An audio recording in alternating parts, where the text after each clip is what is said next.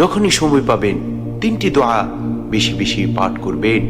যদি কোনো বান্দা ঈমান ও ইখলাসের সাথে এই তিনটি দোয়া বেশি বেশি পাঠ করে আর মহান মালিক একবার কবুল করে নেন, তাহলে ওই বান্দা দুনিয়া এবং আখিরাতে সফলতা লাভ করবে। আল্লাহ রব্বুল আলামিন ওই বান্দাকে ক্ষমা করে দিবেন, তাকে রহমত দিয়ে ভরপুর করে দিবেন, তাকে হেদায়াত দান করবেন এবং তার রিজিকের পেরেশানি দূর করে দিবেন। সুবহানাল্লাহ, সুবহানাল্লাহি ওয়া বিহামদিহি, সুবহানাল্লাহিল আযীম। সেই তিনটি দোয়ার মধ্যে প্রথম দোয়াটি হচ্ছে আল্লাহুম্মা গফিরলি ওয়ারহামনি ওয়াহদিনি ওয়াআফিনি ওয়ারযুকনি। দোয়াটি আবারও বলছি, আল্লাহুম্মা গফিরলি ওয়ারহামনি ওয়াহদিনি ওয়াআফিনি ওয়ারযুকনি। ওগো আল্লাহ, আপনি আমাকে ক্ষমা করে দিন। মালিক রে, আপনি আমার উপর দয়া করুন। ও আমার মালিক, আপনি আমাকে হেদায়েত দান করুন। ওগো আল্লাহ, আপনি আমাকে সুস্থতার নিয়ামত দান করুন। মালিক রে, আপনি আমাকে রিজিক দান করুন। দ্বিতীয় দোয়াটি হচ্ছে, যখনই আপনি নামাজ শেষ করবেন সাথে সাথে এই দোয়া পাঠ করবেন। পাশাপাশি যখনই অবসর থাকবেন, যখনই সময় পাবেন বেশি বেশি এই দোয়া পাঠ করবেন।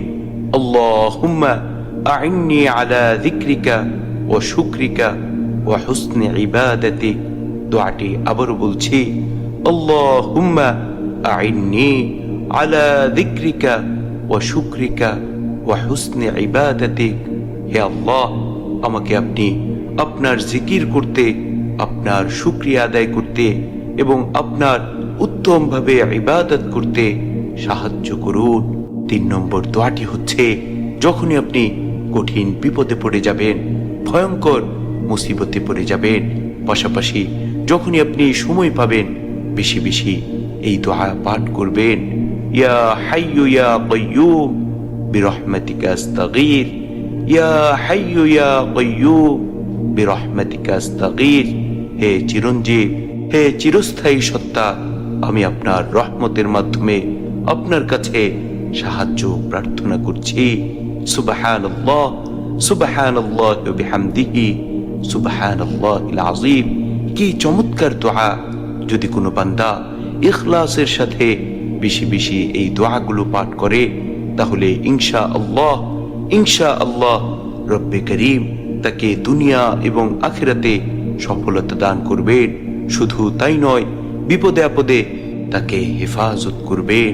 আল্লাহ রব্বুল আলামিন আমাদেরকে বেশি বেশি মালিকের জিকির শুকরিয়া আদায় করার তৌফিক দান করুন। আমিন।